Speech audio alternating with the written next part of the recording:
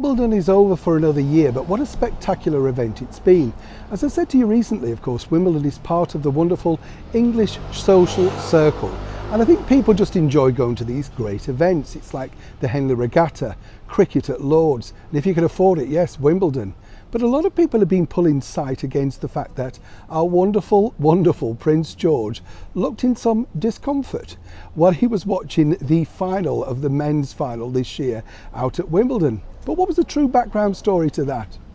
Hi, good morning, Neil Sean here in the very heart of London as ever. Nice to see you today. Now, I don't know about you, but we're going through something of a heat wave over here in the United Kingdom. I know I get excited by this, Everybody, now a lot of people are saying to me, Neil, why are you still in a shirt and tie? Now what do you want me in? A Panama hat and a Hawaiian shirt? No. Or sitting there bedecked with jewels, looking a little strange? Not for me. Not my style, as you can imagine. What I quite like to do is this. I like to be presentable for you. Now, wherever you're watching me in the world, you're inviting me into your home, onto your phone, tablet, iPad, smart screen, whatever you're watching me on. It's my job to make sure I look reasonably presentable for you. And that's the reason why we keep this dress code, because obviously, as I say, we're out for the day filming, not just for here, but for various channels around the world. Now, it's a little bit like the brilliant, I thought, Prince George, who popped up at this year's Wimbledon alongside his father, Prince William, and of course, the ever beautiful Catherine, Duchess of Cambridge. Now, let me tell you, it was boiling out at Centre Court that day. And a lot of people picked up on the fact that Prince George uttered to his father, look, I'm hot, I'm too warm. It was boiling. But there is a dress code, and it doesn't matter whether you're royal or non-royal.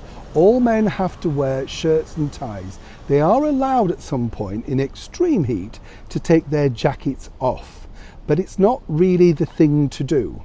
Now, what a lot of people don't realise is that there were fans under the chairs which were just nicely giving a little ventilation for the royals, which you do get if you're sitting in those wonderful wicker chairs. But more importantly, Prince William did allow the fact that he wanted his eldest son, Prince George, to take his jacket off, but he didn't want to. He likes to follow suit about what his father's doing. So for all those that are saying, oh, it's unfair, he was an 8-year-old boy, he should have been allowed to take his shirt and tie off and go in a t-shirt.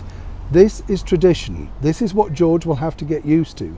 He's representing our monarch, even at this very young age. But more importantly, as all little young boys want to do when they're 8 years old, he wanted to be like his dad.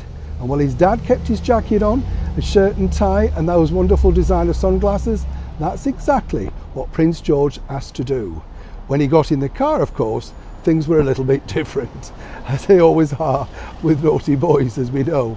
But for all of those out there saying, oh, it was cruel, it was unkind, not at all. He's simply following the greatest of traditions: respect, dignity, social standing, and more importantly, representing our wonderful monarch of 70 years.